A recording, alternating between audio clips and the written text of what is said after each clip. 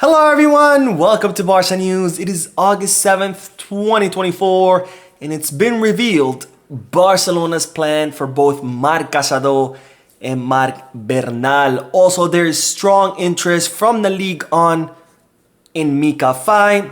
And finally, it's been revealed that Deco played an instrumental role in the signing of Dani Olmo. We have a lot to discuss, so let's begin.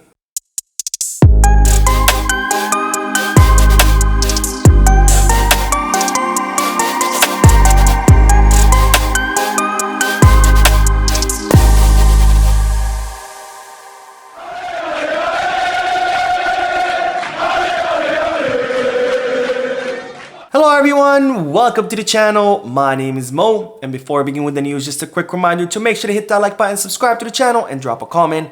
All of this helps this channel continue to grow. Also, if you are looking for any Barcelona jerseys or merchandise, make sure to hit the goal kits, kit bag, or fanatics. And if you are looking to place any sports bets, make sure you hit the bet us.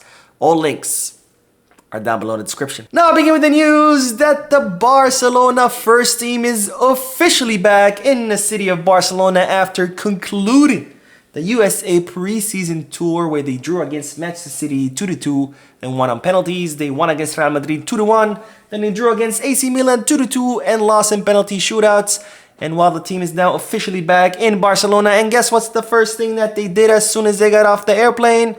As you can see on your screen, ladies and gentlemen, the team went to training because Hansi Flick's team is not here to play games, is not here to waste time. It's here to be serious, it's here to train, and it's here to improve with every day. Now, this, of course, was a recovery session. This was not a regular session. Otherwise, it would be too much, having traveled across the ocean and then work out a full session. This was a recovery session because when a match is over, usually the following day is followed by a recovery session. Now, it is reported the players might get 2 or 3 days off just so they can, take a break from the trip overseas, the 3 friendly matches that were pretty close to each other every 2-3 days.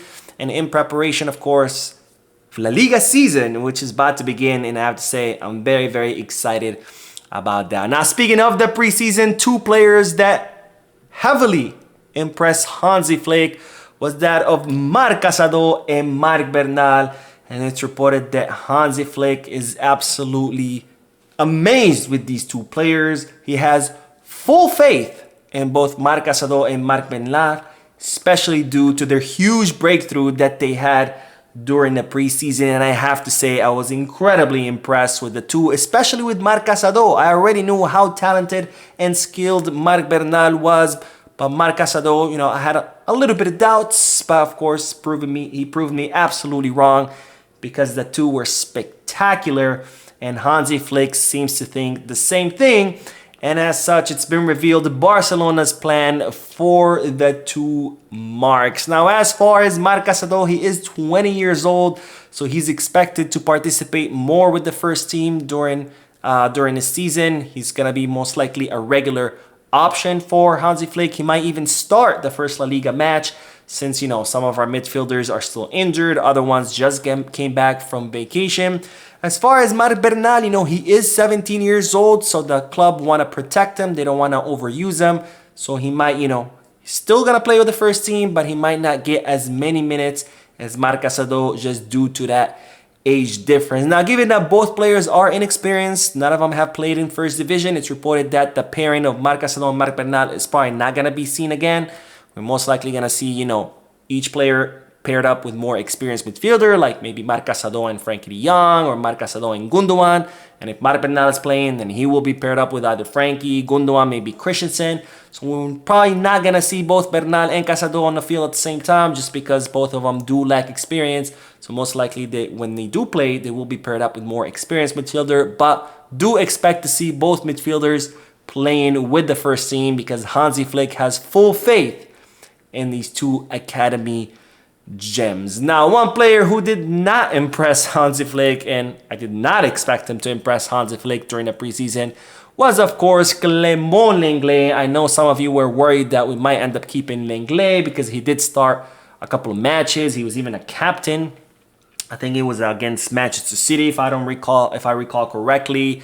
And there were even those reports saying that Flick was supposedly impressed with Clement Lenglet and that he was going to look to keep him. And I told you that those reports were not true. And well, that still remains the news because Barcelona are still considering or are still determined on offloading Clement Lenglet. And in fact, they have accelerated the process to offload him because he will cost them close to 20 million euros if he does stay. I think it's 18 to be more specific.